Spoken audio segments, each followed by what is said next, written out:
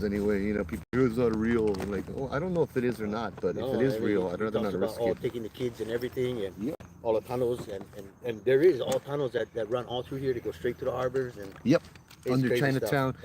We were showing Farrington High School. One of the guys took us through. In fact, he will be on the live on Thursday. He took us to the parking lot, Farrington, and showed us under where the tunnels came out, Hmm. or where some of the tunnels are under the parking lot by Kali Street. Oh, So yeah. All right. Hey guys, how's it? We're live. I need to remember Facebook, right, left. Yeah, whatever. No, it's gonna get blinded again. There we go. Put this a little bit up. Hey Sandra, Suzette, Neil, how's it? How's it? Iolani, hello. So let's see if we can pick this up. Actually, this would be kind of cool to share. Flip the camera around.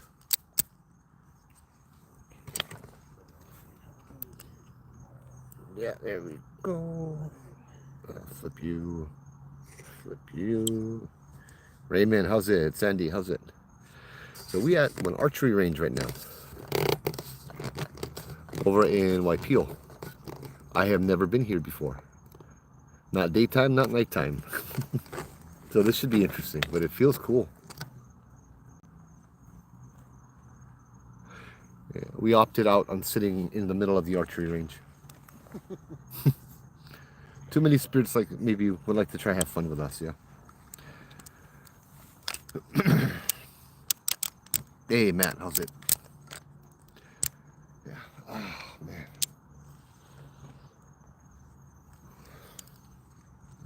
Let's see. So tonight we're gonna be doing a little continuation, sharing some ghost stories about, of course, Iolani Palace. Oh, wait a little while first. Hey, thank you for the start, Sandy. Hey, Aloha Cricket, how's it? Hey, Akapa, how's it?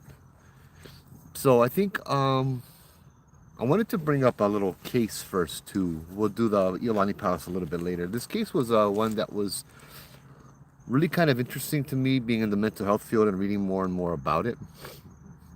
Hey, Chris Wong, how's it? Joy, how's it? How's it? This one was I want to say 1933, 1934. This one was the Keawe killer, Miles Fukunaga and Gil Jameson.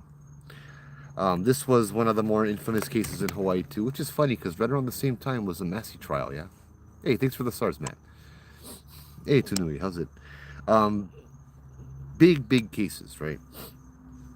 So for this case, I guess you kind of got to understand the atmosphere, how things were back here, right? So I can say it was a Japanese family, but Miles Fukunaga was, I believe, I want to say 18, 19, 20, around there. Hey guys, how's it? Sorry. So Miles Fukunaga was a Japanese guy and he lived in Chinatown. What happened was, he, he was a little bit, he was a little slow, right? So he actually worked in Waikiki, and this is before the Alawai was built. That's why they call him the Keawe Killer. Thanks for the star, Cheryl. They call him the Keawe Killer because he dragged his victim into the Keawe trees where the Alawai now sits, right? Before the Alawai was dredged and stuff. In fact, I think they were dredging it. So what happened was Miles's parents, as far as I can remember, and I haven't read this in a while, but I do remember this story because it meant a lot to me. Miles's parents were poor, and Miles had to work like 80-hour shifts over at the Seaside Hotel down by where, Seaside in Waikiki, in the kitchen. And so he would work and work and work and work for just chump change. And he'd bring the money home and give it to his parents and all of that. And still, with all of that, they couldn't make ends meet one month. And so the collector for the rent collector came over, and they were like $20 short or $10 short or $15 short, and they begged him for an extension. And they begged him, and this was a white guy, and so he said, okay, I'll give you an extension if you go outside in front of all of your neighbors and get down on your knees and beg me. and so they did, so they wouldn't get kicked out. Now, this is a Japanese family. They were very, this was very a shameful thing for them to do, and to make them do it brought shame.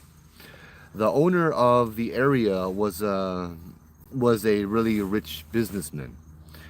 I forget the dad's name, Jameson, but Miles kind of hatched a little bit of a plan, right? Hey, Corey, thank you for the stars, brother.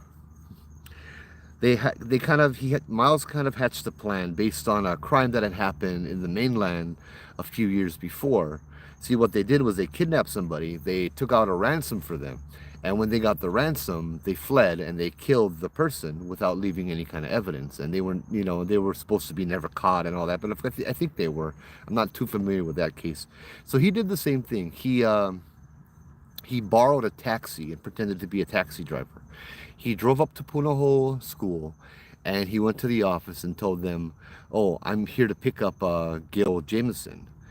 Gil Jameson, I think at the time was 8 or 9. He was a young boy, and they're like, "Okay, why are you picking him up?" He's like, "I was hired by their parents. They got into an accident there at the hospital. I need to take them there to. I need to take Gil there to see his parents in the hospital." So of course they let him go into the car, and instead of that, Gil kind of drove him around and ended up in Waikiki. I think it was already dark, so I'm not sure what they did in the hours between that, but he tried to kill Gil several times unsuccessfully. This little 9-year-old boy, he stabbed him, he hit him with the bat, he hit him with the shovel, and Gil just kept getting up. This little boy kept getting up and kept getting up. I think he finally did him in with the shovel and left his body in the Kiave bushes where the Alawai is now. He then went, I think he kind of went a little crazy. His plan was, he wasn't really thinking too good to begin with. His plan was to do the same thing, to take out a ransom, right? So yeah, that's right. I'm sorry, it's been a while. He kidnapped Gil and got the ransom and then killed Gil. And they found him because they had known the bills that they had used, and they tracked him. I believe he was eating somewhere in Waikiki and he didn't look all too well, and they finally caught him and arrested him, right? But I mean, this was during the time we're talking while they were looking for him. Everybody was looking for him. Like the sirens went off around town to let people know. The Boy Scouts were marching around. Everybody was walking around from Waikiki to Aloha Tower looking for Gil, looking for him, Miles, all of this stuff. It was a horrible travesty, of course. It's a really unfortunate event, but it was even more so in this time because here's this Japanese boy that killed this prominent white man's son. And that was the main thing. And they're like, no, these guys can't get away with this. And he didn't even fight being arrested. He was going to take the money and he was going to give it to his parents, and then he was going to kill himself, so his parents could at least have money. You see, he had brought shame on his family because he was a little slow, and he wanted to make it right, right? Like make the karma right by killing himself and giving them money, and then he took care of his family, and his sins would be paid for, or beginning to be paid for, right? It was said that the judge and jury, the jury that convicted him, they were in tears because they had to give him the death penalty and they didn't want to. They were both victims. It sounds a little bit strange, like this guy murdered a young boy. That's horrible. He wasn't in the right mind, and this always kind of stuck with me a little bit because, well, we visited the graves of both of these two, right? Miles Fukunaga is the one that Guy was telling the story about over in Moiliili Cemetery with the Obake Neko, the ghost cat. Let's see if I can find a picture actually of that. Gil Jameson is in Oahu Cemetery, a place that we used to frequent a lot. And so I actually went there one night with Obake Hunter, and we took a picture of the headstone. We finally found Gil Jameson's headstone, and we took a picture. He had made a few appearances when we would go out, right? We'd be across the street at the Diamond Head side of Oahu Cemetery that's open 24 hours. and he would come under the tree in the back of the cemetery. He would be a little boy. Glenn Grant has a story about him doing a ghost tour over there, and as he's on, I don't know if he was doing a tour. No, he wasn't doing a tour. He was by himself doing a little bit investigating or checking it out at nighttime, and he sees a little red balloon start bouncing towards him in the middle of the graveyard, and he believes that. I think he believes that was Gil Jameson. I've always gotten the impression that it was him. Um, Hold on.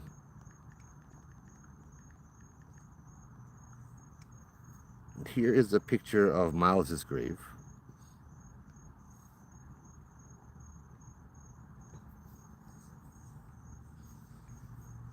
Oop. There you go. This is this is the picture of the one that a guy was talking about, and this is Miles Fukunaga's grave. It doesn't even have his name on it, from what I was told anyway. It might now, but um, I mean, I've heard stories as well, like that Gil wouldn't only appear there. I mean, Gil was a happy ghost. You know, he was a happy ghost. He would like to play and run around and all of that stuff. That's Gil Jameson, just a little boy. This was Mouse Fukunaga. This was the Japanese guy who murdered him, right?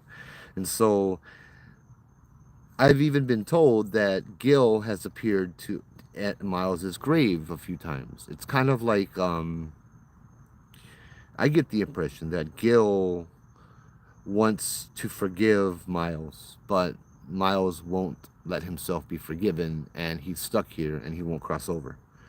Um, the kanji means, let's see if I can find it again. But look this up. It's interesting to read about this kind of history that we don't even really learn about at all, right? Yeah, I don't know where it is, but if I find it again, I'll look. Maybe it will tell me the date though, so I can be accurate. Miles Yukata Fukunaga, 1929. Okay, really? September 18th, 1928, he kidnapped and murdered George Gil Jameson, the 10-year-old son of a local banker. Subsequent to the murder, he demanded a $10,000 ransom before the body of the victim was found. The Hawaii Trust Company offered a reward of $5,000 with no questions asked. Fukunaga eventually received $4,000 in $5 bills from the victim's father before he was arrested. He was convicted of first-degree murder, sentenced to death, and executed. Executed by hanging. But it's a... you tell that story, and of course Miles is the bad guy. I've always kind of figured, oh, Jubu, I sent you the location that we at, bro. I think Keith went back to get you? Like he went this way. Oh, he went that way. Hold on, 1 second. So, Jubu, you go park all the way, bro. I don't know. Huh? I can go get him. Go. You can message him on Facebook. Oh, you don't have Messenger. So I sent you the location of where we are at. Yeah, we're behind the swimming pool in the little dark archery range. So just take the path behind the swimming pool. Yeah, that's good. That's good. But both of these people were victims, and it was just a sad story all around, you know. There's also, the times were just very supercharged with a lot of racism, a lot of hate, a lot of just Hawaiians couldn't be Hawaiians in Hawaii, you know. It would just, no, if you like spoke Hawaiian during this time, you were bad. You were like yeah, you know, you were like trying to overthrow the government, and so they would like arrest you. My grandma named all of her sons English names because Hawaiian was bad, you know. You had to speak Hawaiian in secret, that kind of stuff, right? So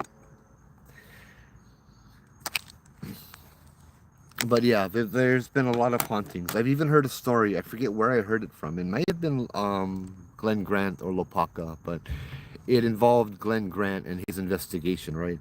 So during the Obon season, there would always be offerings, right? You would leave offerings on graves, and you know, you would invite them to come back and dance at the Obon dance and that kind of stuff. You honor the ancestors, and it was interesting how there would always be offerings left on Miles's grave, and nobody knew who would come over in the middle of the night to leave an offering. So the story is that Glenn Grant had like people in shifts to watch the grave, right? And this one guy, he just had to sit in the graveyard all night by himself, you know. And sun started coming up. He's over there. Nothing's on the grave, right? It's all good. It's all fine. Nothing's there. He stands up, folds up his chair, starts dragging his cooler behind him, and he hears a loud pop. And he turns around and looks, and then there's these little mochi balls on the grave and that kind of stuff. And these offerings just literally appeared on the grave like that. I feel for both of them that Gail's life was cut short, but I also, you can go there and you can still feel the sorrow of Miles Fukunaga. It's, yeah, it's intense. But apparently that kind of energy can attract things, right? Like curses and obake neko and, that kind of stuff too. So be careful, yeah, if you go into that graveyard. Mo'iliili. In fact, I think I heard this story first from Robert Sepulveda, one of my guests earlier this month. He was a guy that really loved to research things. I started going doing the ghost tours at 28. I'm like, nah, man, this is just fun. I don't need to research nothing. I'm just gonna go out to the dark and get scared. Robert was the one that taught me a lot of these stories. That taught me a lot of this history, because he would research it and I would listen to him tell the story, and I'm like, oh, bro, how's this? I'm getting paid to be on a ghost tour. But yeah, yeah. Well, we can start doing Iolani Palace. Yeah, we'll do Iolani Palace now. Is he in the parking lot? Jubu? Yeah. Yeah, I'll go walk that way. I'll go Okay, okay. just in case. Hey, Jubu, Matt's coming for you. Watching the messages.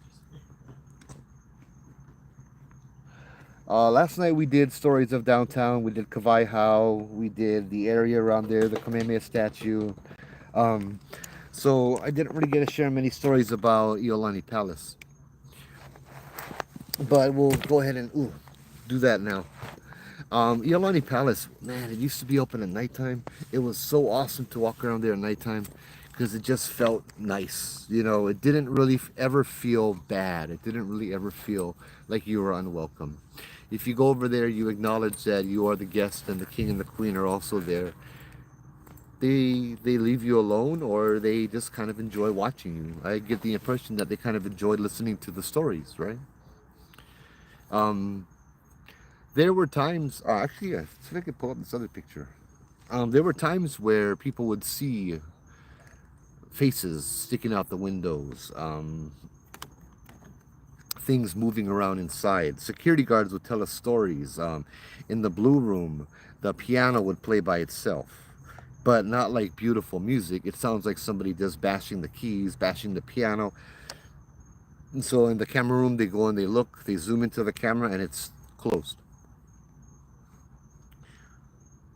What was I looking for? Oh yeah. People would come there in the middle of, in the morning. The people that would come and open it up, and they would be horrified, just horrified to see the scene that lay out before them. They'd open the door, and of course, the place is alarmed. You can't even walk up the stairs without triggering the alarm, because it's old. It was built in the 1880s. And yeah, it's old. The floors are like koa, I think, I want to say. And so, like, you have to take off your shoes and slippers. You can't walk barefoot. They put these little booties on you so you can walk on the floor, because they want to preserve the floor. So you can imagine their horror when the person opens up the door and they see little wet footprints all over the floor, right? And these little wet footprints belongs to a child.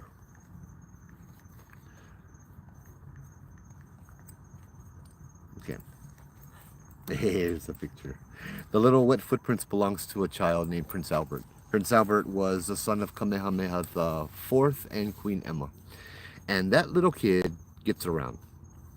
He was the firstborn child that was not his parents were not related. So he was blessed by the missionaries. He was blessed by the Hawaiians. They had big plans for this guy. He was going to be fantastic. He's going to be a great king. High hopes. I mean, the whole nation of Hawaii had these high hopes for this little boy when he was born.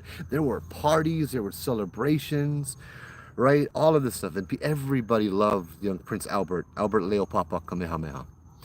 And unfortunately, when he was about 3 or 4 years old, he was acting like a 3 or 4 year old and throwing a tantrum.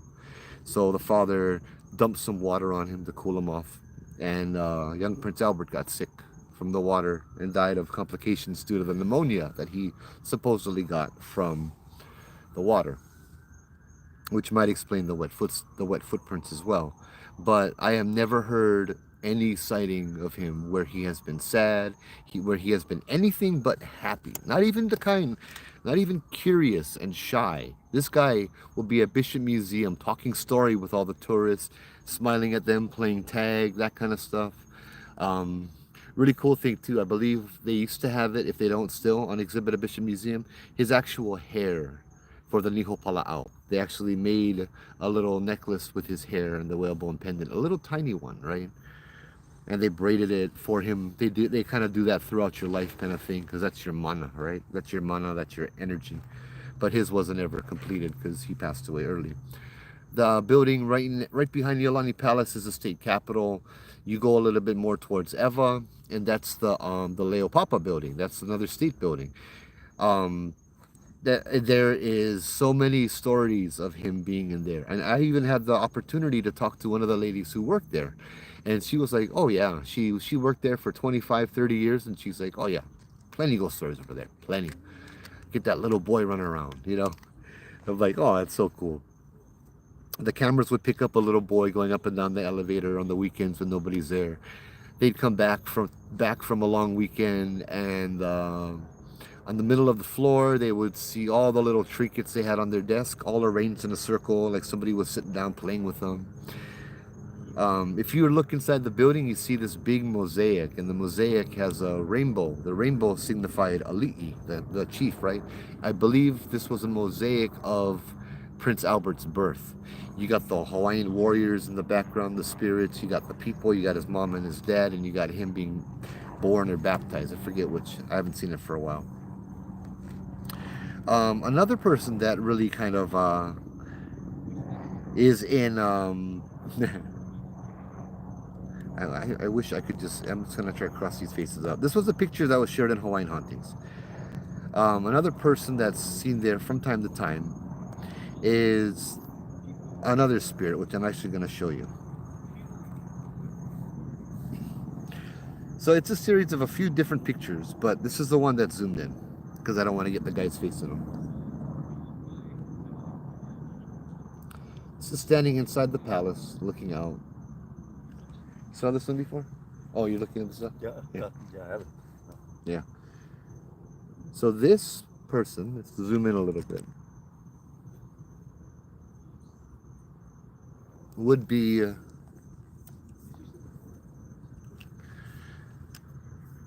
this person, the Princess Iolani. Of course, her auntie and her uncle was Kalakaua and Liliuokalani, right?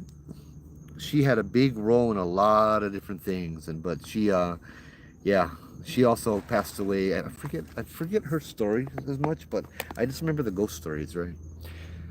About a decade or so ago, they were filming a story. I'll show the picture again, just because I like the picture. Hey, Aussie, how's it? They were filming a movie here in Hawaii about Iolani. I forget what it was called, but I remember they were staying actually at the Princess Iolani Hotel, the Sheraton, down in Waikiki. There we go.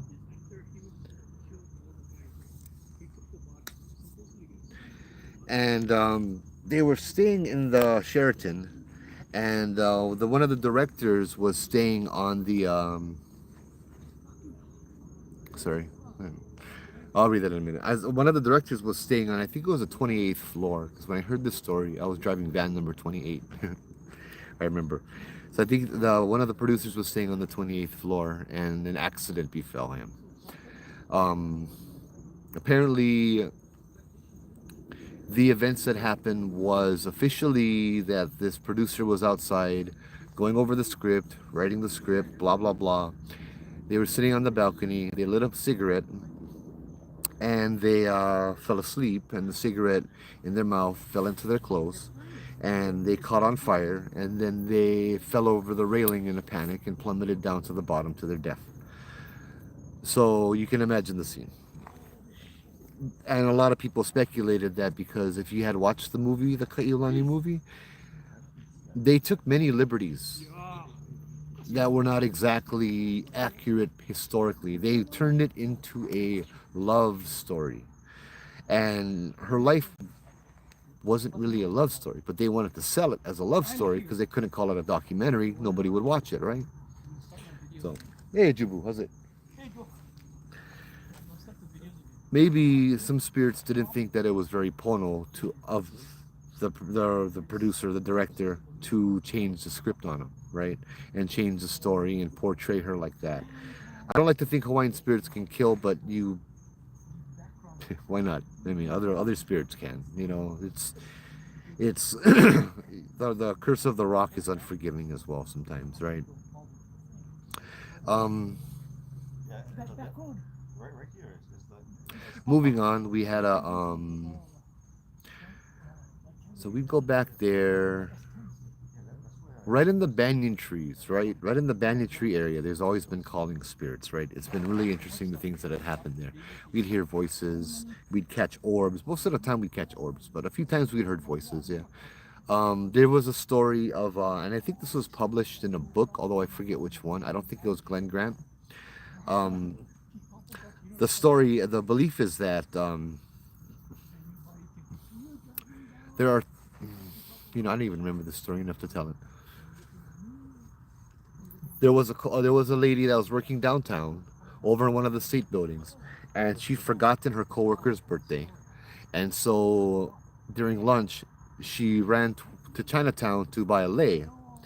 And I forget the two flowers. If anybody remembers this story, let me know. There were two kinds of flowers that you're not supposed to mix together, or something like that. And they had the lei mixed together, and it was like entwined around each other. And as she ran through Iolani Palace to go back to work, somebody behind her, this cold wind shoved her, and she fell on the ground right by the banyan trees. And when she fell on the ground, her the lei fell out, and it was no longer intertwined. It was two separate things. I'm sorry, that was a bad story. I can't even remember. I gotta reread that book. Maybe it was on alpaca flowers. No, I don't think so. I don't know. I will read it and I'll tell the story the proper way. Sorry. Um, we would have many things happening over there. Like the security guards, they love doing it, and they love coming and listening to the stories and sharing the stories. In the front, we'll go on the side of the palace. On the side of the palace, because we'd start in the back and we'd tell the stories. I'd point to where people would see Prince Albert or a small child running around. Um, and then we would walk around to Queen Liliuokalani's room, right? So her room was right on the corner by Kavaihau on King Street and like Waikiki, Makai side, right? So you look up at the room and they leave the window still boarded up. The window is still boarded up because it's a respect thing. When she was in prison, like a little synopsis of her story was she was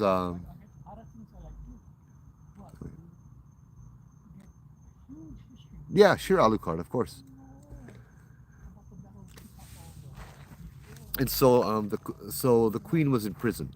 She was in prison in her own house, in her own room. She was not allowed to go outside. She was not allowed to look outside. She was not allowed to know what was going on outside. This was after the overthrow. This is a queen. And this is not just, oh, I was elected queen, so I queen. Yeah, no. This is her birthright. This was her family line. She had the lineage. She knew the Kumulipo chant, the chant that would take 3 days to chant without stopping. She knew that traced her all the way back to the gods themselves. This was a very proud very loving queen, and you imprison her inside of her own room. Hey, big type, how's it? Now it said that one of the women that took care of her, they would bring her flowers every morning, and that's how she got her news, because they'd wrap the flowers up in the paper, and she was able to read the paper that way. Little funny little bit of tidbit too. So the Hawaiian bracelets everybody wears, right? The big gold bracelets with the name on top. Well, that was Queen Liliuokalani, because when she was in prison, she'd carve it into her shackles and stuff, right? And during that time, so we would go by the window and talk about Queen Liliuokalani. We would talk about, that kind of stuff as well. Sometimes, not all the time, not most of the time, but rarely, maybe about a dozen times or so in the 4 years I did it, 5 years, people would take pictures of the window and they would see flowers going all down the window, like bougainvillea. Specifically, it looked like bougainvillea all around the window. And I can't explain that because there's no colors up there, right? So the Queen Liliuokalani, she was the sister of King Kalakaua. After King Kalakaua died, she became the queen and she took over. King Kalakaua, the Bayonet Constitution, that kind of stuff, right? Um, he was yeah, we talked about him last time. He was an awesome king. He was very fun, very intelligent, very adventurous, all of that stuff.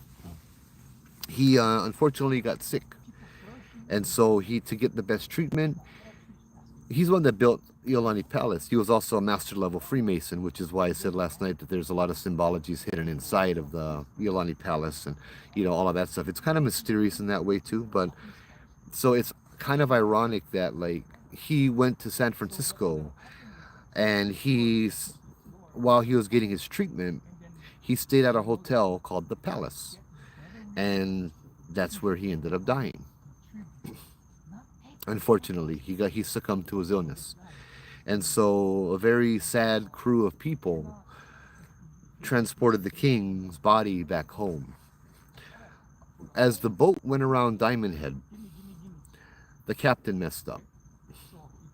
They saw the king's standard, they saw the king's flag, and everybody ran to the palace to greet their king. Everybody ran to the palace, hundreds of people, thousands of people. They were ready to celebrate their king in good health, party, welcome him back, because everybody loved him, right?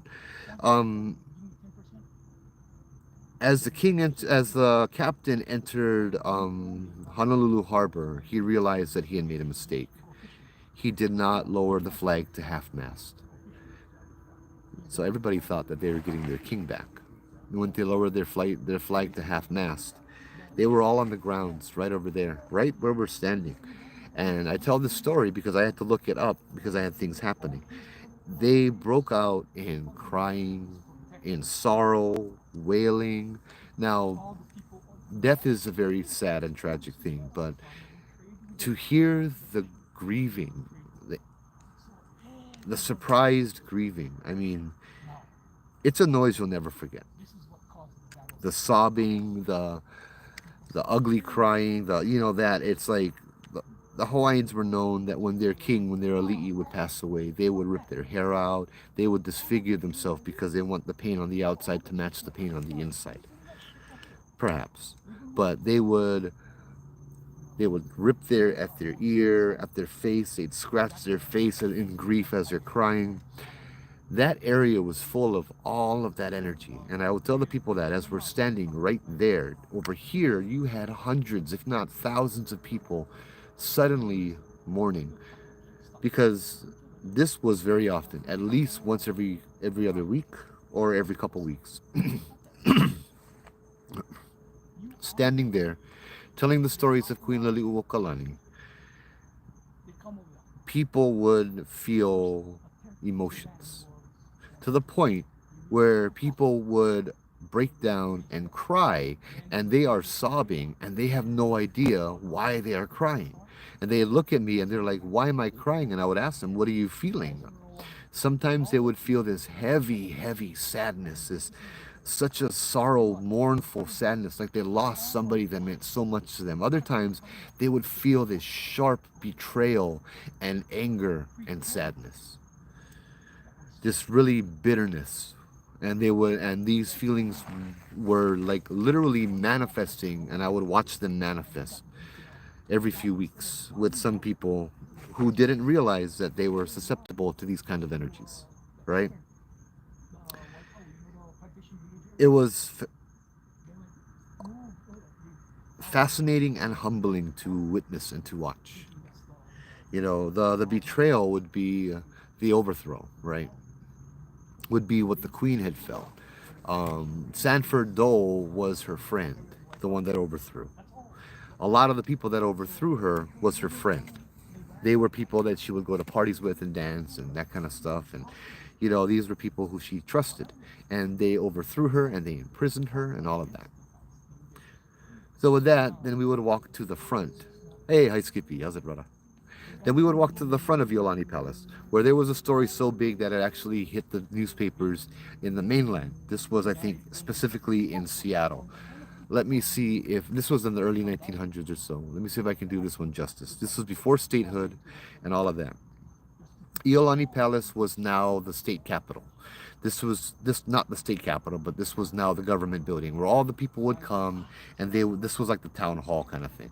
They'd come into the Iolani Palace and they would sit in the throne room. The people that overthrew the king and the queen, or the queen, would sit in their throne and sit in that room as they passed their laws and did their legislation and that kind of stuff. And so there was this Hawaiian man. He was one of the old royal guards, but he was also one of the caretakers of the palace. Hey Mace, how's it, bro? Thanks for the stars, brother. So this older Hawaiian man would be a caretaker. He kind of thought that the place could use a little bit more of a Hawaiian flair, a little bit, right? They have a little storage up in the attic of Iolani Palace, on the very, very, very, very top of Iolani Palace. And so he had the idea one day to bring a certain kahili down. This a kahili is a feather staff. I'm sure you've seen it in pictures if you're not from here. It's a staff with feathers that go all around it. It was like the standard. Each staff was for a certain person. And so the one that he brought down was with black feathers, and it belonged to Queen Liliuokalani. And so when he brought it down, he did it according to the proper protocol in the middle of the night in a procession, and they brought her down into the courtroom, and then they stuck her in the back to be forgotten. Very soon after they brought this kahili down, the person who had to sit nearest to it got sick. Very soon after that, another person in in the legislation, the family died in a horrible car accident. Another person got sick, lost their kid. Their kid got sick and they died. This bad luck for a period of several weeks continued just in the people that were in the legislation. They would either die mysteriously in an accident, or somebody close to them as a family member would die in an accident. This was what the story was. It was the curse, the story of the death kahili, right? And of course, they realized the reason why. Oh wait, I'm sorry, I forgot one part of the story. It's been a while since I told this story too. As they were bringing the kahili in, because they had brought it out, they brought it around, and as they were bringing it back into the palace to put it in its place downstairs, somebody tripped and dropped the kahili. I forgot about that part too. So the guy decided maybe it's better that they put the kahili back. So he does his own little thing too again, and they put the kahili back up the stairs into the attic. And traditionally, actually, that's where she belonged, right? Because Hawaiian tradition, your head cannot be higher than the ali'i. The true king, the true queen, whoever has the most mana, they have to be up on the top. By bringing her down to the level of everybody else was not a good thing, right? So yeah, there's that story as well. There is the water fountain in the back. I never found the source of this story, except the source would be Uncle Joe, one of our guides on the tour. We would do a little investigation near that little fountain, and there would be a girl that would come out every now and then. Supposedly, the EMF meter would act up, a whole bunch of different stuff. Of a young girl dying over there. That's kind of all I know about it, though. I don't know any more details, and I wasn't able to find any. Bruh. How many fireworks over here? The Kahili room at Bishop Museum, you can feel the mana from the Kahili in there. Yes, you can. That is, whew, that's the first place I go when I go Bishop Museum because it feels great. They have all their Kahilis and they have their pictures and it feels good. It feels like reverent. You know what I mean? Like you have to go there and pay reverence and pay respect, and it's an awesome feeling. Um, on the other, I mean, they have the bandstand. The bandstand, people will still sometimes walk by and hear music playing from the bandstand in the middle of the night. You know, that's where King Kalakawa's coronation was. But then you go to the opposite side by Kavaihau. That's right. I almost forgotten this story. I'm so glad I didn't. This was a cool story. You have Pohukaina Mound. You walk over there, and you'll see this iron fence, wrought iron fence, that goes around this mound of dirt. And it has tea leaf plants all around the inside of it, like all around the inside of it. Tons and tons of tea leaf plants. And then you have a big sign up on the front that says Kapu. And I'll tell you, that is probably one of the most intimidating signs I ever have seen. When you look at that sign right there and you read it, I just get chicken skin. Because I know what's in that. That is the burial mound for what used to be the Ali'i.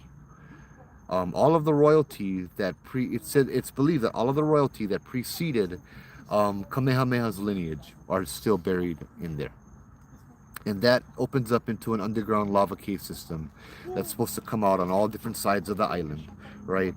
And so you could walk underground. The lava cave system goes all the way around underground Iolani Palace, all around like that, right?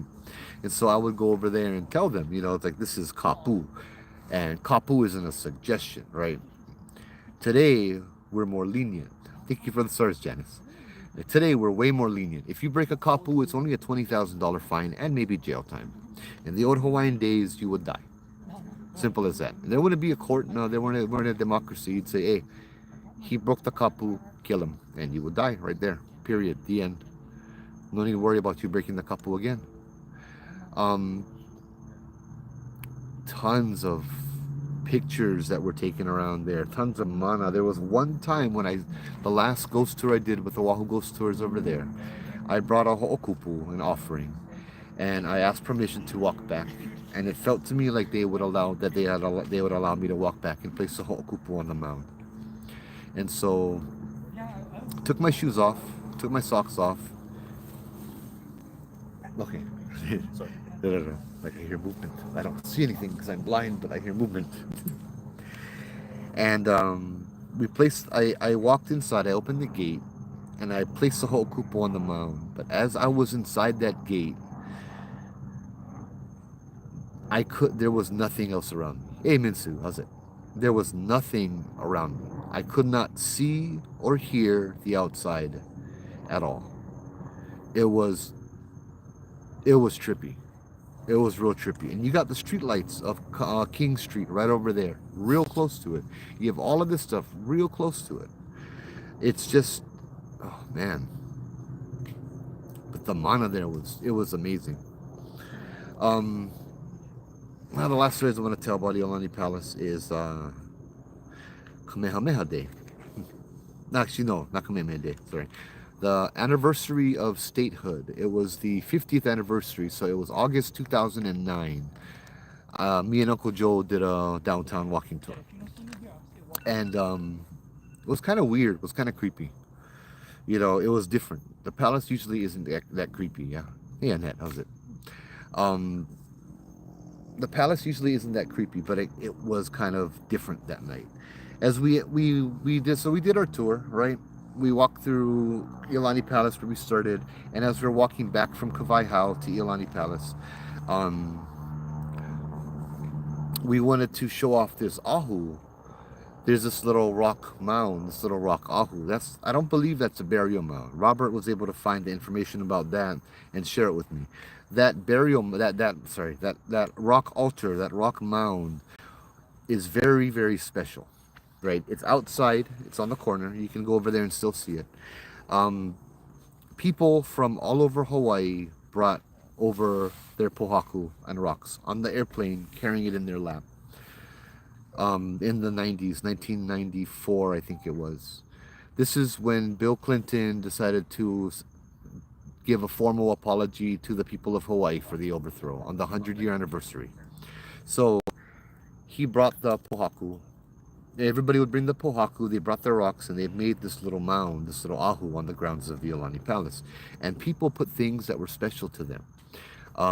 There were historical artifacts that were put in there. Cannonball was put in there from Fort Street, I think it was. Maybe it was somewhere else, I'm not too sure. I always thought Fort Street for some reason, though. A lady who had lost her son in the war, 1995, thank you. A lady who lost her son in the war put her son's Medal of Honor or his prestigious award, put that inside the rocks as well, because this mound, this ahu, represented healing, represented making right the wrongs that were done, right? And it represented hope. And so all of this good energy was poured into it, right? And when we approached it that night, it felt different. The lights, both on King Street around it, and on the little lane between the library and Iolani Palace, the State Library and Iolani Palace, the lights were flickering. They just kept going off and on and flickering and off and on. And you go to a place enough and you know what to expect from these places, right? That's not a persistent phenomenon where the lights are faulty like that. So we walk around. I'm kind of on edge, so is Uncle Joe. We walk up to the rock, to the ahu, start to explain a little bit about what it is and all of that. And the sprinklers turn on. And I'll tell you, our tour is the same. We end up at the same place, usually around the same time. I have never, ever had the sprinklers turn on, before or after. It was just very, very strange. And then Uncle Joe walks up to there. And he's like, "Hey, Joe, try come." I'm like, "Uncle Joe, what's up?" He's like, look the ahu." I'm looking at the ahu. I'm like, "Oh, that's new." He's like, "Yeah. You see those two rocks? They were just put there, yeah?" And I'm like, "Yeah, there were these two new rocks, but they weren't rocks on the ahu. They were rocks slabs. One was leaning up against the ahu and the other one was on the ground." Uncle Joe looks closer and starts showing me the features of the rocks. "Oh, this is no good, Joe. Oh, this is heavy. This is no good. This is no good. Look at that. Look at that over there. You see that? That part of the rock is where the other rock or the spear would strike them. And this part of the rock is where the blood would pool and collect and drip down this part of the rock over here." He's like, "This one here, this is where you would put your hands. This is where they would put the head, and this is where they would break the head. These rocks were used for human sacrifice." Uncle Joe explained to me, these rocks had absorbed so much pain, so much suffering, so much anger, so much fear. Time and time and time again, they were drenched in blood and suffering. Then they were placed here. And now it made sense why this place was not good, why it felt scary, why it felt different. Somebody had desecrated it. And perhaps the scariest thing for me was knowing this was not paranormal. The ghosts did not do this. It was a living person that did this. Somebody alive intentionally desecrated this area. And me and Uncle Joe, we talked about this for a while afterwards.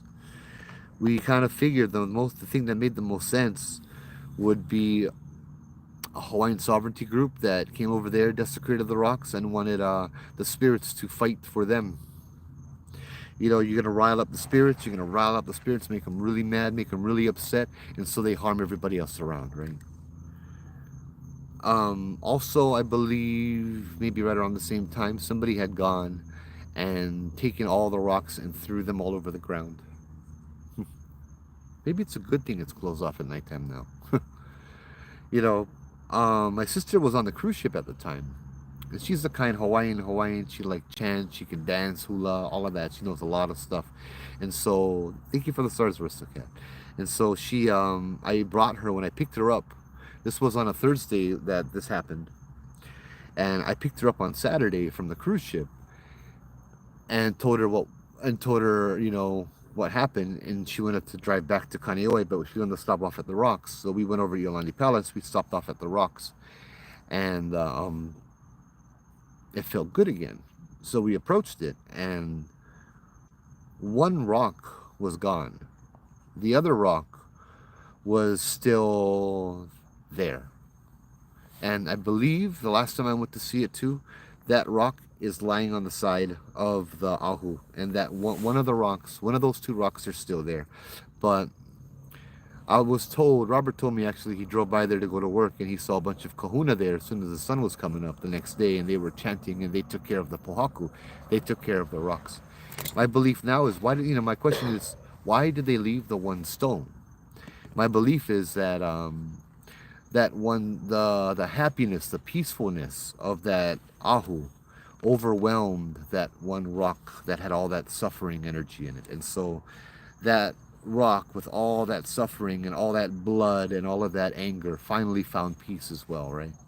Because of that ahu. And it just overloaded onto that rock, and so that rock is now good as well. As I said, you can still go and look at it, right? It's still there. Yeah, I can't believe I almost forgot that story. That was a very interesting story. Who would do that kind of stuff, right? You get problem, don't bring the spirits into it. You deal with it yourself. You don't be one chicken and run away and have everybody else deal with them,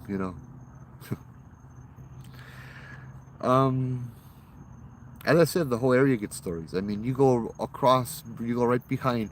Actually, it's kind of cool. I won't tell you the name though, but there was a governor at the new state capitol, the one that's built there. And if you look at it, it's actually built like a volcano. It has all these symbols on it. You can read about it. One of the governors over there that helped build it would smoke cigar. And so when he would smoke the cigar, this was back in the day when you could. After he died, people will still smell the cigar smoke, right? When they're walking around, when they're outside and all of that. But he was a very polite smoker. All you do was you would tell him good evening and you'd make yourself known, and he'd be polite and put out the cigar. So as soon as you say hi to him, even to his spirit, the same thing. The smell would just vanish and disappear. I had the amazing opportunity to go to this governor's house for my job to fix their alarm. I walked in, I looked at the name, and I'm like, hey, it's not related to the Kaina. I don't really want to say the name, because it's about work. And so I went to the house, and I'm like, this is not the Kain's house, huh? You're not related to the Kain. And she's like, oh, that's my husband's father. I'm like, for real? She's like, oh, you know that? I'm like, yeah, I do the ghost stories. I know all the ghost stories about him over at the state capitol. He's kind of laughing. She's like, oh, yeah. Oh, I love the ghost stories. So she gave me a ghost tour of her house, of the governor's house. And she said, all the kind of stuff that would go on. But one of the things was the governor, she showed me the room, and she's like, this is where the governor died, in this bed right here. This is where my husband died, in this bed right here. He had a heart attack. Both of them died in a heart attack. They had a heart attack in that bed, and they died very suddenly. She's like, a few years ago, I was lying in the same bed, and something started attacking me. Something jumped onto me and latched onto me and started attacking me. And I felt like I was going to die, but my dog grabbed me by my foot and pulled me off the bed. And that's the only reason why I survived. But she said that the bed was cursed. And I'm like, why do you still have the bed? She's like, it's history. I'm like, you sleep in it? She's like, sometimes. I'm like, bruh. She's like, I have my dog. It's all right. You know, so I mean, yeah, it's one of the other stories as well was God, I have not told this story literally in years, but it came to my mind and I want to tell it.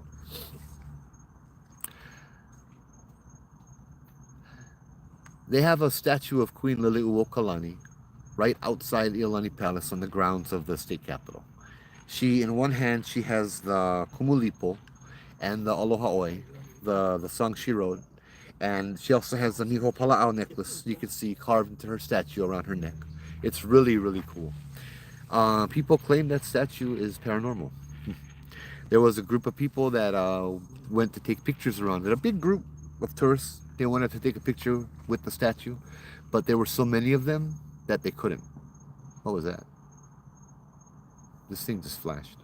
Sorry. But they couldn't because there were too many people in the picture.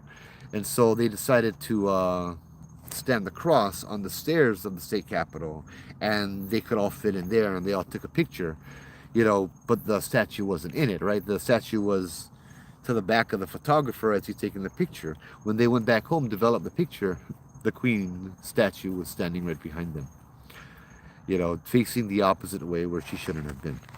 There was a young boy who, I guess one of the senators or one of the councilwomen, she was working late into the night, and the husband came down. Or maybe I have it the wrong way around, but we'll do it this way. Yeah, it was her, and then the husband came down and was waiting for her to get off work, and it was kind of late at night, you know.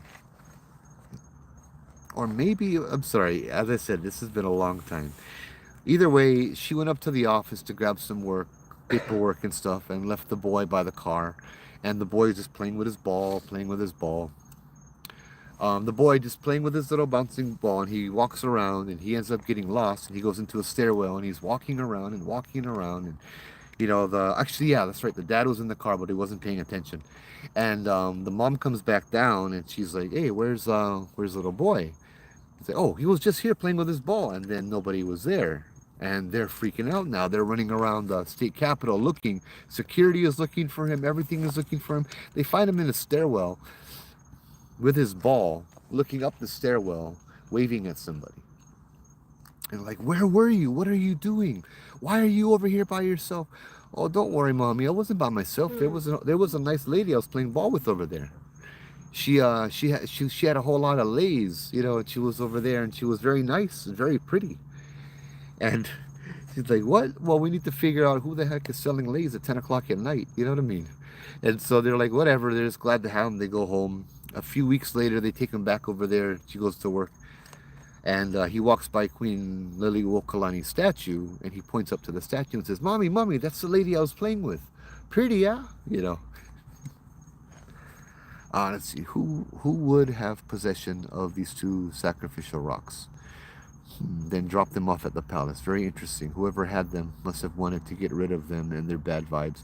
I don't know about that, High Skippy. I think whoever had them, I don't think they owned it. They took the rocks from a place where the rocks were, and they simply moved it somewhere else, where the rocks would serve whatever the heck they like. You know what I mean? I show you one picture of the same thing.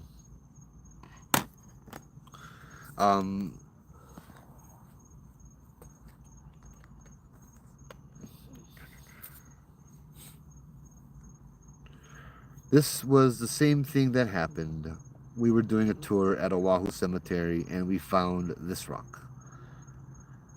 And there was heat coming off this rock like an oven. Right? My honest belief is somebody grabbed this rock, took that rock there to mess with us, because we had advertised. It was a free tour, right? Whoever like come, me and my friend Obaki were advertising for a couple weeks, yeah. And so somebody was like, oh yeah, well, we can put this guy here then. Supposedly he came from the west side.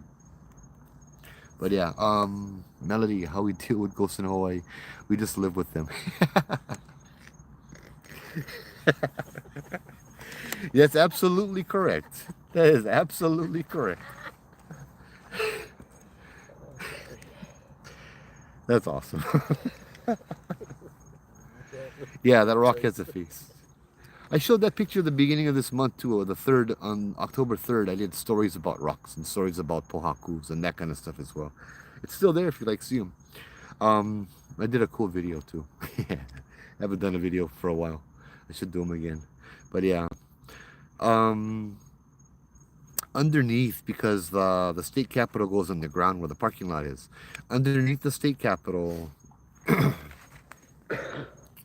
there was a storage room. See if I can remember this story. These were stories that you can still look at it. You can still Google it. Look online, and you can find these stories. I want to say 2006 or 2009, but these were, it was Halloween season, and the workers at the state capitol, they just had a little blog where they all wrote their ghost stories, you know. And so a lot of these stories are their experiences from that blog, right? There was one lady. Oh, how did this go again? There's a storage room in the basement. And yeah, that's right. There's a storage room in the basement. And like I think the janitor had to go and clean them up every now and then or rearrange something. And it had like books and stuff and a whole bunch of stuff, random things. And he would get a little upset because it would be unorganized. Like he would come in to the room and the books wouldn't be pushed in all the way. Some of the books would have fallen out of the bookshelf. Some of them would be pulled out of the bookshelf, right? And he figured maybe it was just a vibration or something from upstairs making that thing. But then he noticed that, you know, he would move around the books, but it would always be the same book that fell out. The book that fell out would be a book related to health, the laws about health and all of that stuff. And it's also said that right in that room, when they were digging it up, they had found a mass burial site for children who had died from one of the plagues or epidemics, right? In fact, if you go on Beretania, is that Beretania? In the front of the state capitol, right on the side, right by Father Damien or Saint Damien, you will see this little rock ahu. That's where the bones of the children were reinterred at, right? But yeah, you don't even know this kind of stuff. I mean, people see ahu, they don't even know what the ahu is, and they don't really care what it is. You know what I mean? I see children climbing on it sometimes, and all of that kind of stuff. Yeah. Ugh. You just gotta be careful. You just gotta respect, you know. Ugh. I almost got into a fight with a lady. It was over at Kaniakapupu. No, Kukani Local, sorry. The birthing stones in Wahiwa years ago. Went there in the daytime. Had a tourist, and she wasn't paying attention, and her kids were climbing all over this big rock mound in the front of it, right? Oh. There's this big ahu in the front of the Kukani Local, and had their kids playing on top of it, climbing up, jumping off. The rocks were getting loose, and I'm like, yeah, you don't want to do that now. That's that mound over there is sacred to the Hawaiian people. And she's like, everything is sacred to you Hawaiian people. It's just a bunch of rocks. She's like, they're only kids. Let them have fun. And I'm like, all right. Did I mention to you that there are human bones in those rocks? What? Get off of those rocks right now. I'm like, okay, interesting. You know, you all of a sudden talk about bones and everyone gets scared, you know. But yeah, thank you guys for tuning in tonight. Did anybody here want to share stories? I know I kind of talked my butt off for a while. No. It's all you, man. I came to listen. Stories. Huh? Jubu has. No, I have just no real. Bro, I barked up that tree long enough. Man. I'm done barking up that tree. When Jubu's He ready, has recent information about Kipapa, He has which a is like. story. you want to go over that? Well, I don't Educate want us. to show my face though. Okay, come Yeah. closer though so we can Yeah, hear. I mean, this is like you know. This is just off the present. Good. Maybe 4 years ago. Just to give a backstory, I kind of stopped doing videos. Yeah, so this is when certain people were texting or calling me or emailing me about their stories. There's one guy who wanted to meet me. I went to his house to meet him, and I wanted to find out, you know, what was the big whoop whoop. Sorry, I need a cigarette. But what ended up happening is he kind of freaked the living crap out of me, because this is where the whole concept of the white lady. Everybody knows about the white lady of Kipapa, right? Mhm. You drive in on Kipapa. Oh, there you go. Sorry, had to butt thing. But you driving on Kipapa, as you get to the valley on that bridge, normally late at night, the story goes is you drive in, you either see her on the side of the road or in the back seat when you look in your back mirror. That's basically one of the few stories of Kipapa. Well, this guy told me a story of what happened to him at 2 o'clock in the morning. He was driving from Mililani to Waipio. He's going into that intersection now. This is before Koa'uka had houses. Oh. It was still in development. All the brush was cut. It's all dirt. And they were basically just at maybe 2 months after they started breaking ground. So what ended up happening is he's coming down, right? He's basically just driving normal, going on the road. He sees this lady up on the hill. She's not walking across. She's waiting for him to pass. So he figured, okay, probably homeless, because get homeless in the area. Yeah, and this is a solid form. This is not ghostly, I can see through. You know what I mean? So as he comes up the hill, and just about when he passes her, she steps in the middle of the road. He hits something. That something made a noise on his car. Like kaboom. That's why he had a better way of describing it. My way of describing it was, it sounded like he hit one dog square. That's what he sounded like. That kind of stuff, right? So he panics the fuck out. Oh, I'm sorry, I swore. That's fine. That's fine. We're all adults here. When you come to court, there's that open area just past this brush area. Mm-hmm. Is this kind of like field parking spot, and it's a point. Okay, there's a point. If you come up this road and then you hang a left going to Mililani, you'll notice that all this bush is just a separation, and I think the separation is for the archery range shit. But there's actual a flat ground that's clear past this. Yeah, so he parked right there, just behind the rock, the rock dividers that divide the road from the park. Mm-hmm. So he runs out waiting to go 911, right? Because he really thought he hit a girl. Yeah. He runs to the spot. Nobody there. He looks at his car. No damage. He said he really thought he had killed somebody. So in all that panic, he sat in his car and he smoked. He smoked an ass out of the cigarettes that he had. He went home. It bothered him the whole day, to the point where he said he needed to talk it out. That's why I ended up showing up at his place. Because he didn't want to email, he didn't want to text, all that kind of crap. Most people, when they have a story, they'll just contact you or whatever, and they'll say, oh, I get this story I like to tell. No, the way he told me is, it's not a story. He really thought he hit somebody. It's like, Jubu, help me bury the body. No. But he said there was nothing, no evidence, no nothing. Even the car, because he knew he hit something, and the sound was so much that it could have damaged the car. And there's no damage in the car. Here's my thought. I told him this. Coal Ridge, the development, just broke. Some of the guys can attest that's on your group that work in the area. I'm not gonna name names, but they've said on your Hawaiian Haunting is what they've seen. And that shit happened around that time. The entrance to Koa Ridge is the original entrance to Mililani Cemetery. No, wrong. There's an entrance on Kipapa Gulch that when you're going down, it's a one-way road that turns right and it goes into the Kohler Ridge development. That road was actually built for that, and that's where the crossing that he supposedly hit something.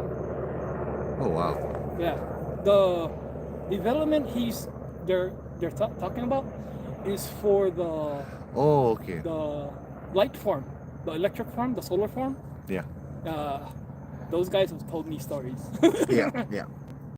You know what? You know what? You mentioned that. Man, that saw Minsu pop up. I'm like, I hope she's still on. Last night we hit a cat. You hit a cat. We were driving out of Judd. I was driving out. I was driving right where the light comes out in that intersection, right? And I saw this black thing dart in front of my car, and I went. I heard, me and Minsu both heard it went boom. It hit it. I hit something, and then the cat, on all four legs, dashed into the bushes. Oh, 9 lives. Brah, and like I hit it, and I didn't even brake because I'm at the point where my brain. I drive a big van with a lot of tools. I can't slam my brakes on, or I'm gonna or else everything fucking falls on your that, back or of I your start. head. Or I don't stop anyway. I skid. You know what I mean? So it's better if I just drive straighter. It's more safe for the drivers on the road. And so I just drove right through it, and it went tunk. And we even turned around and drove around and Took a looked. There was nothing. There wasn't a mark on the road. There wasn't a cat. What do you think? I don't know. Somebody saying hello? I don't know. I swear it was a cat. That's the first time I ever hit a cat, I think. But yeah, that's only one of many stories that's in this area. Yeah, Minsu didn't see a cat, but I did. Yeah. Or I saw a black blur, and But then I heard the punk. You heard the punk. Oh, yeah. So there was a physical interaction Yes. that happened. That means if the cat walked, how the fuck can a cat serve fucking most cats that get hit Oh, yeah. Those- done already? You know what I mean? Yeah. You heard the woo? Yeah. Yeah, I heard that too. I think that's the road though. Yeah, that's the road. Car blasting the music. Yeah, I just wanted to mention that Core Ridge is right across. It's Yeah. like a couple hundred yards from Yeah, me. yeah. Yeah. That's the significance of why I thought it was kind of interesting for Yeah. Jubu to tell that story. Yeah. But It's right over here. that's just, and this is before the houses were made. It was basically, if I remember correctly, that whole area was flattened. It was not. It's overgrown grass before they did the coal thing. Yeah. The road going to the back of that, whatever that is, I don't know, that orange and white building. I think that's a storage building. That's Yeah, yeah. You take a right. Yeah, that's a Oh, storage. That's not hi, road. Skippy. We get Keith, Matt, and Jubu over here with me tonight. Sorry. But yeah, back then there was just you know, like, well, Keith would know because he lived in Waipio. Remember how before the old folks home in the back of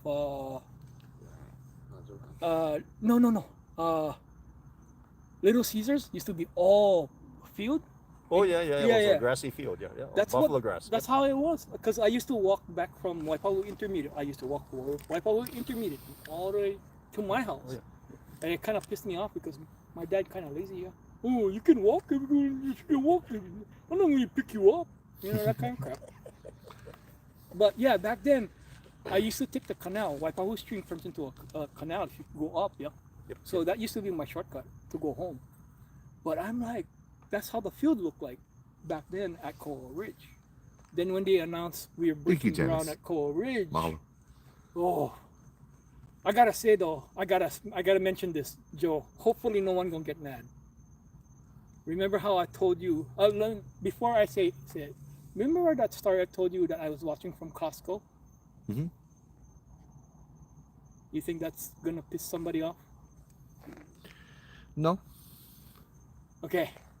When they broke ground, I was across the street from Costco. Okay. Of course, you get all these. Oh, not more pissed off than we are. You know what I mean? So, You get these guys breaking down. You know, the fucking politician bullshit of like, oh, fucking, you know, sticking the fucking bullshit shovel in the ground and all that, right? Got the ribbon, everything. Before that, had this, what I assume was a kahuna, but he was a white guy. And he's over there blessing the ground. To me, it was like he was faking it. did he look like he knew what he was doing? No? You know what I mean? It's like you get this, you get the freaking tea leaf, and you get your whatever that thing the big giant The gourd. the gourd. Core Gourd But or yeah, the core overall. gourd, yeah. And he doing this, but no more water coming out. What? No more water coming out, and he walking around. Bruh, what? Can I afford water? Frick. Probably because overall, maybe he never wanna bring water. But I'm watching, and I'm like, what kind of blessing? There's no more water. And it's a white guy, and you know God what? It's bless you, fanning the freaking spirits with No. the tea leaf. also I was like, what the fuck? And when that happened, I'm like, bah. Let me guess, this is gonna Hate be to the do next that. hot spot on the fucking island. And this was when they were blessing for Koa Ridge. Koa Ridge. Yeah. Okay.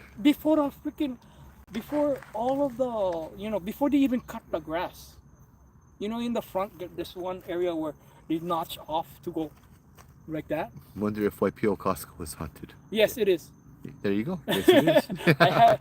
I have 3 people who has already told me there's stuff in the back, In the back. in the their storage area. That happens. Hey, Even Jerry, late is at it- night, where Subway is.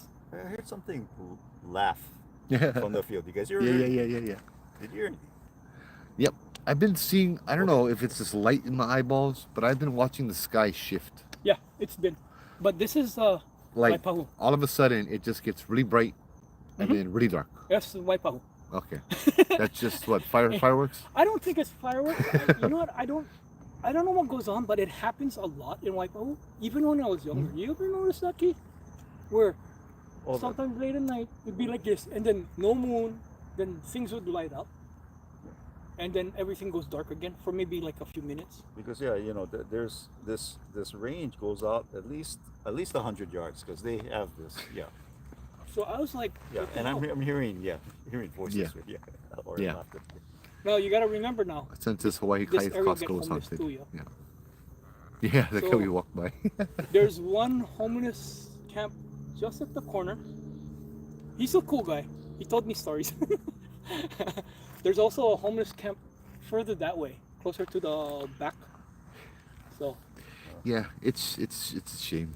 It's why well, most of our they buildings have- get they mad have no place spirits. to go. No. Well, the spirits. That's why most of our buildings get mad spirits. They only here to take pictures for the news. The Yeah. kahuna. So, Yeah. but that's just one Yeah. story. I don't want to share the rest until I get the full rundown of the place. We used to You know what I drive mean? into Mililani Cemetery in the 80s. The entrance was on Cam Highway, and the road went straight up towards Costco and over the freeway overpass. Yep. Yep. Yep. Yeah, that's the one. Ooh, I remember one story. That's Well- where Koa Ridge is. You guys remind me tomorrow. I'll share with you guys a story of Mililani Cemetery. Yeah, I just remembered one. Remind me tomorrow. Mililani Cemetery. I'll go write them down too. Mililani Cemetery, and I get one story over at Yokohama's. Yeah, but we're gonna call it a night because I gotta go walk around, stretch my legs a little bit. So I like the Yokohama shit. yeah. So thanks for tuning in, guys. We'll see you guys tomorrow.